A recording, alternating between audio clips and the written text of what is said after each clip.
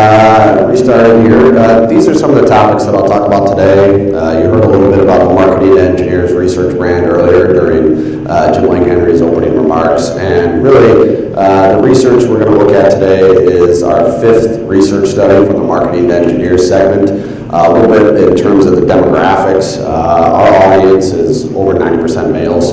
They are on average about 52 years old, like we heard earlier. They have about 22 years worth of experience. We have, over the first 5 studies, had a little over 4,700 engineers participate. Some of you who have seen our Lunch and Learn in person know that the research is pretty comprehensive in terms of the marketing preferences for engineers, their search engine behavior, what content types they enjoy, what content they need along their buyer's journey. Today we're going to cover some of their most valuable content types, content consumption habits, the advertisement preferences they have, data privacy, mobile device usage, effective lead generation, and then we did ask them, as an engineer, what annoys you. We'll start with the most valuable content types. This has been a consistent question that we've asked across all the research studies. The first one I always like to start with is when we ask the engineers, what is the value of good content to you? 75% of the engineers said I'm more likely to do business with a company that I see as a regular producer of good content. So that's kind of the what's at stake with all this content marketing, content development talk. We ask them that once they begin their content journey, where are those sources of content? Search engines are the #1 spot, the destination for these engineers. This has been consistent across all 5 research studies. Supplier vendor websites, just like yours, are #2, and then trade publications and trade pub websites come in at #3 and #4. As you can see, these are the sources of engineering-related content. So all the questions we asked were not personal, not consumer questions. It was, how do you search for information that helps you do your engineering job better? As you can see, social media trends out kind of at the bottom of this particular list. They do use social media. LinkedIn is actually their preferred social media channel, but for the most part, social media to them is not where they start their content journey.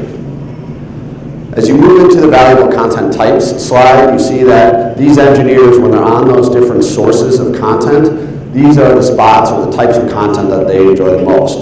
Product information and data sheets are #1. It's been consistent on every research study we've done. White papers, how-tos, best practices. These engineers need to know what other engineers are doing. Have they experienced the same type of problem? They want to consume content that helps them, in a short amount of time as possible, figure out or solve a problem. Trade publication articles in print and online. You see these case studies, application articles, our writing style from our editorial and engineers who write content for us. We're trying to help them solve problems because we look at this type of research and say, that's what they want, so we're not going to reinvent the wheel. Blogs, infographics, for them, it's just something that is still gaining a little bit of steam, but it just over the course of the first 5 studies, just have trended out kind of near the bottom of the list in terms of most valuable content types.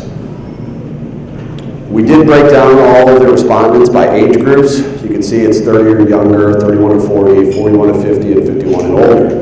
And the key takeaway on something like this is in social media. So if you look at the blue group, which is the 30 and younger, they have, between 40 and 50% said that they value social media versus the 51 and older crowd. So that, how do you engage with engineers who are in that millennial group? Well, they do seem to value social media, but in different ways. And you'll see these slides pop up throughout my presentation here today that kind of breaks down the differences between the age groups, but you do see that they are pretty consistently lumped in a lot of these areas. There's not as big a discrepancy between the two of them. It's just different responsibilities at an organization. So sometimes it's the type of content that they want to see or the topic, right? If it's a senior level engineer, they need to figure out if they're going to outsource manufacturing operations overseas. If the younger engineer, it's, well, how do I actually do this engineering task because I don't have as much experience as the other one. So you'll see that throughout the presentation.